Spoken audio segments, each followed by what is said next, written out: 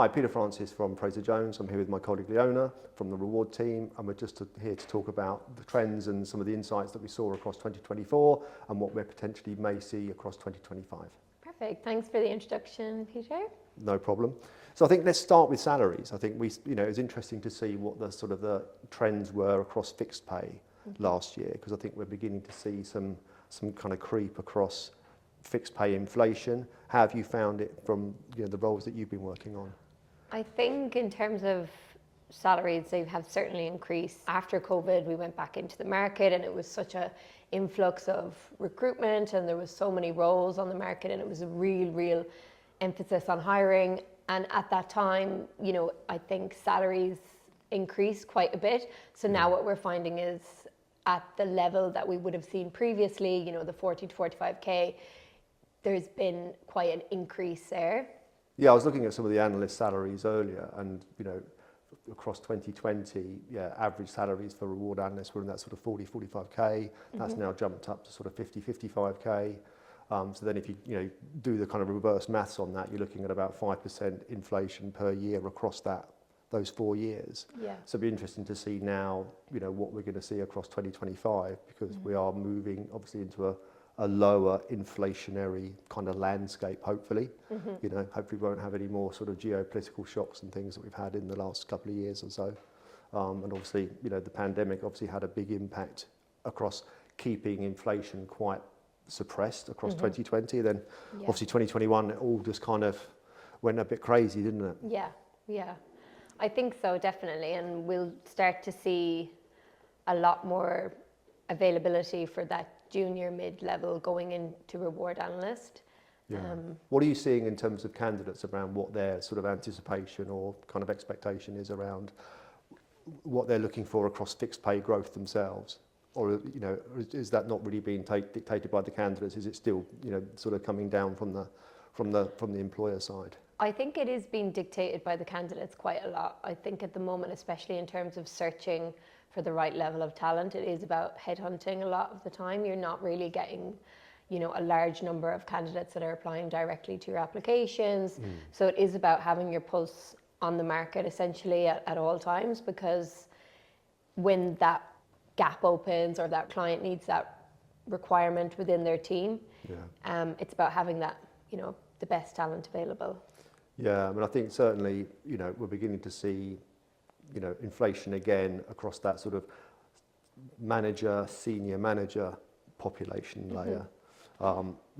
Salaries are now moving closer into the 3 figures now for most organisations. Obviously, FS has been there for a while, but it's going to be interesting to see what we see in terms of that sort of salary desire from candidates across 2025. Yeah, I think so. Because certainly, obviously, that salary is still one of the big levers that employers have at their disposal to be more competitive in the war for talent.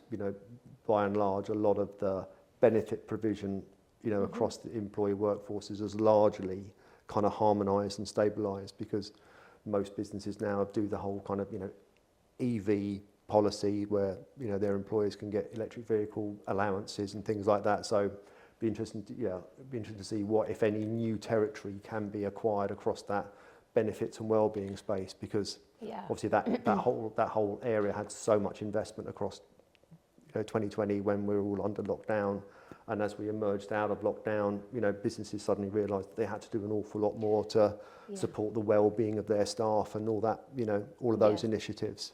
Yeah, I think so, and we've definitely seen an increase in that, especially this past year even.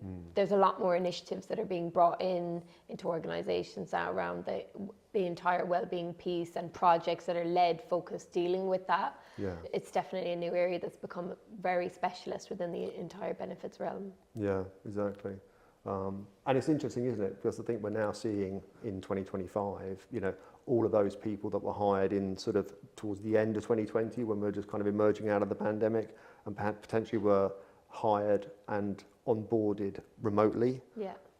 They then probably started to actually see their colleagues across 21 and 2022. And it's funny, we're now sort of seeing people who joined businesses at that particular moment in time they're now thinking about their next move. Yeah. So, you know, we've gone from a typical kind of 2 to 3 year cycle of people to now it's that sort of 3-4 year cycle that we're now starting to see in 2025 as people now sort of think, right, I've been in my role for sort of 4 or 5 years.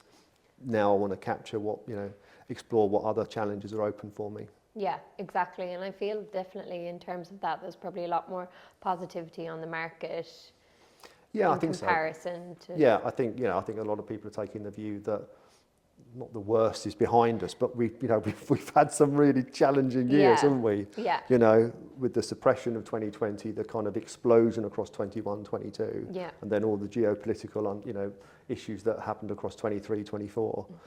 So I think a lot of people are entering 2025 with not necessarily a restored level of confidence, but certainly an inclination that hopefully we're into a more of a kind of growth cycle and a slightly more optimistic year ahead. Yeah, exactly. A level of stability. Yeah, exactly. And I think its stability, tends to support confidence, and the markets are largely dictated by the confidence of the individuals that occupy that space. Yeah, exactly. If you're feeling good about your business, you're feeling good about your employment prospects, those are the kind of the factors that all come into play to sort of make you think, right, am I getting the best out of my current role?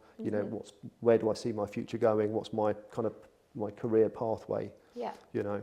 So I think, should be an interesting year. Yeah, exactly. So thanks for joining us today. It's been good to share our conversations and discussions with you. If you have any direct queries, please feel free to reach out to either myself or Leona at the Reward team at Frazer Jones. We'll be delighted to handle any query that you've got.